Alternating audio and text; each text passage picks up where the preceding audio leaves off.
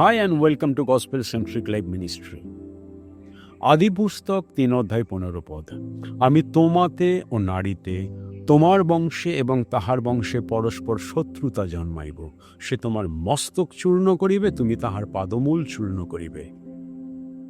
Proto ইউভেনগেলিয়ান নামে পরিচিত এই বাইবেল পদটি এফেসীয় 1 অধ্যায় 4 পদ অনুযায়ী যা আমাদের শিক্ষা দেয় যে ঈশ্বর জগৎ পত্তনের পূর্বে খ্রিস্টে আমাদিগকে মনোনীত করেছিলেন।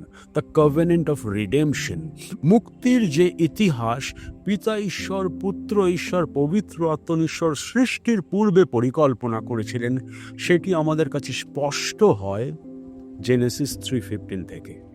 এবং তাই এটা বলা যেতে পারে যে সম্ভবত যোহন লিখিত সুসমাচার 3 অধ্যায় 16 পদ ব্যতি রেখে সমগ্র বাইবেলে সবথেকে ডেফিনিটিভ বাইবেল ভার্স জেনেসিস 3:15, কারণ ইটস লাইক এ স্পাইন, মেরুদণ্ডের মতন, স্তম্ভের মতন গোটা মুক্তির ইতিহাসকে বাইবেলকে একসঙ্গে ধরে রাখে।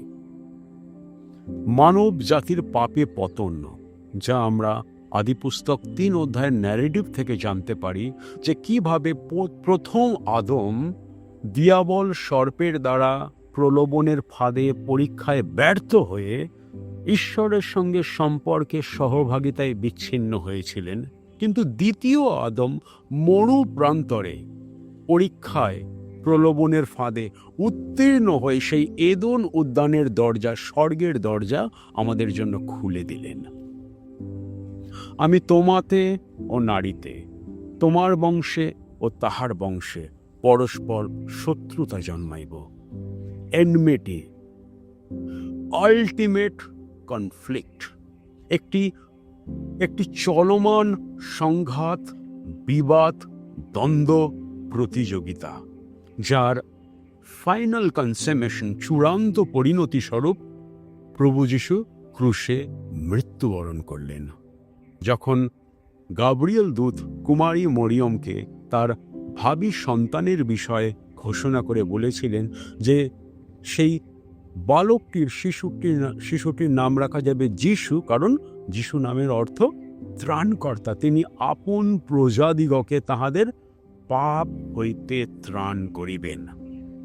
আদি পুস্তক 3 অধ্যায় মানব জাতির পাপে পতনের মধ্য দিয়ে যে অন্ধকারের কর্তৃত্ব, পাপের কর্তৃত্ব, বন্ডেজ অফ সিন শুরু হয়েছিল, সেই পাপের বন্ডেজ থেকে প্রভু যীশু আপন প্রজাদিগকে মুক্ত করবেন, ত্রাণ করবেন।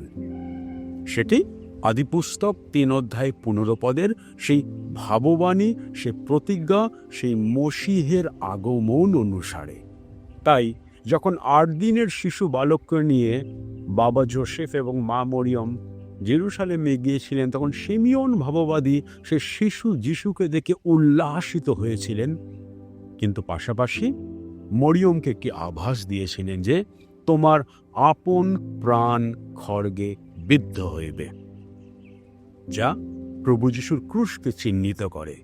যখন মা মরিয়ম করুণভাবে, কাতর দৃষ্টিতে তার প্রিয় পুত্র প্রভু যীশুকে ক্রুশের উপরে ক্ষত বিক্ষত রক্তাক্ত অবস্থায় তিলে তিলে মৃত্যুবরণ করতে দেখছেন, তখন সেই কালভেরির ক্রুশের নেপথ্যে আড়ালে যে কসমিক ডাইমেনশন, যে কসমিক ড্রামা সংগঠিত হচ্ছিল, যা সে প্রোটো ইভেনগেলিয়াম এদন উদ্যানে যে প্রথম সুসমাচার ঘোষণা হয়েছিল, সেই সুসমাচার, সেই প্রফেসির, সেই মসিহের আগমনের বিষয়ে সেই ভবিষ্যৎবাণীর যে পূর্ণতা, সেই কালভেরির ক্রুশের উপরে তা পূর্ণ হচ্ছিল, ফুলফিল হচ্ছিল। এবং মরিয়মের চোখে হয়তো সেই ঘটনা দৃশ্যত প্রকাশিত হয়নি। তাই সেই সুসমাচার যা এদন উদ্যানে একদিন প্রচারিত হয়েছিল, প্রতিজ্ঞা করেছিলেন ঈশ্বর মসিহের আগমনের বিষয়ে, কালভেরির ক্রুশের উপরে সেই মহানাগ, দি গ্রেট ড্রাগনকে প্রভু যীশু তার পদতলে চূর্ণ করে পাপের বীজ দাঁতকে ভেঙে দিয়ে অন্ধকারের কর্তৃত্ব থেকে আমাদেরকে মুক্ত করেছেন, স্বাধীন করেছেন। তাই আসুন আমরা তার জন্মদিন, বড়দিনকে এই উপলব্ধি, এই চেতনা নিয়ে বরণ করি, গ্রহণ করি যে যিশু পৃথিবীতে এসেছিলেন আমাদের পাপের বন্দিত্ব দশা থেকে মুক্ত করার জন্য, ত্রাণ করার জন্য, মুক্তিদাতা হিসেবে। তিনি রেডিমার, মসিহ খ্রিস্ট যিশু। হালেলুয়া।